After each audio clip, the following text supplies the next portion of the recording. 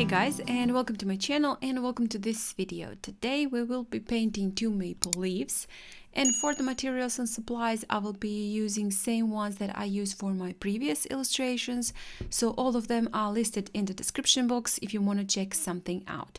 Also, real-time versions of these videos for the Inktober are available for my channel members on the membership, so if you want to read a little bit more about the membership, how to become a member, the pricing, it is actually, I believe, just a couple of dollars for the entire month. All 31 illustrations you will be able to watch, and also some previous tutorials that are in real time. I believe there are over 30 tutorials also in real time there on my membership channel. And if you want to read a little bit more about that or just support my channel, there is a link in the description box, so I would really appreciate that. I started off with my sketch and just drew two maple leaves. First I drew the one on the left, did the inking, and then drew the one on the right, and also will be doing the inking. The reason why I'm doing it like that is because it is easier for me to ink the first one and then draw the second one entirely, like there is no first one there, and then just go in with ink and do the inking in the parts that are visible. So I don't have to worry if I'm gonna go over the part that it's actually on top of the second one.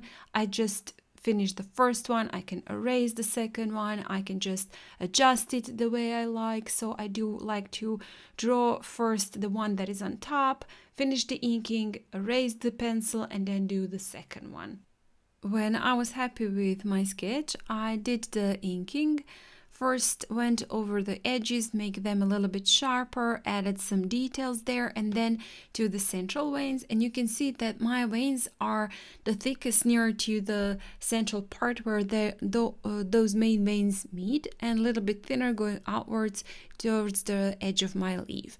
Also adding some smaller veins, which are again a little bit thicker where they meet the larger vein, and then a little bit thinner going over to the edge. So just adding quite light, a little bit more of those veins. I do want my sketch to be this time quite detailed, and I won't be adding veins with watercolors, I'm just adding them with my ink. I believe I'm using 01 ink pen from Micron, so all of the inking I did do with the same one ink.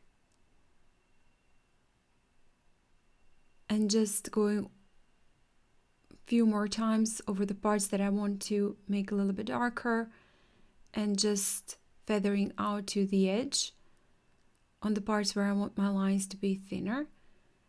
And now I just priveted the first leaf, and then adding on top some sweet yellow. I'm adding a little bit more of the pigment in the central part and a little bit less going outwards to the edges of my leaves. First, as I said, with sweet yellow, and on some parts I am adding a little bit more of the pigment, then adding some leaf orange, also on some parts, not going over the entire leaf, but just some parts. And as random as you do this, it will look a little bit more believable because every single leaf is different. So you don't have to worry where you're gonna place colors. And some splatters also with leaf orange, and then I decided to add just a tiny bit of the green to some parts of my leaf. And then with this soft brown, I'm going over the edges and making the darkest part where the leaf is starting to turn brownish.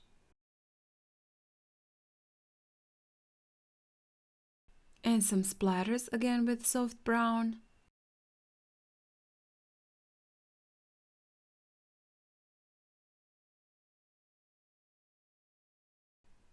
And then moving on to the second leaf, again I priveted that leaf and then added first green, then on top some yellow. This one is going to be slightly different in its color than the first one.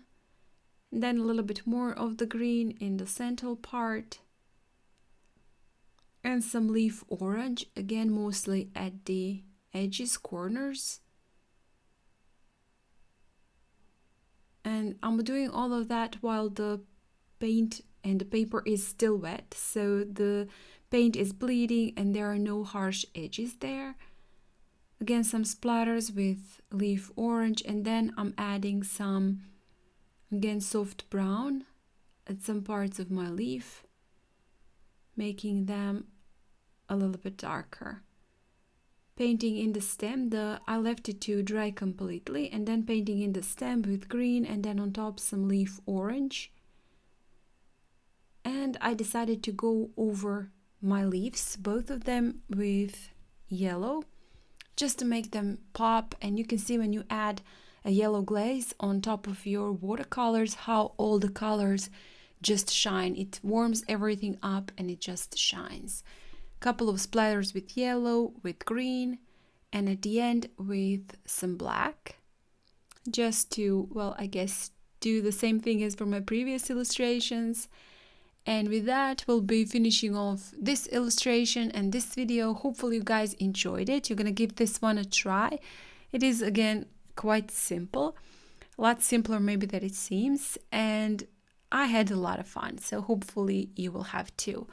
Again, thank you so much for watching, for your support, and I really do hope I will see you next time. Bye!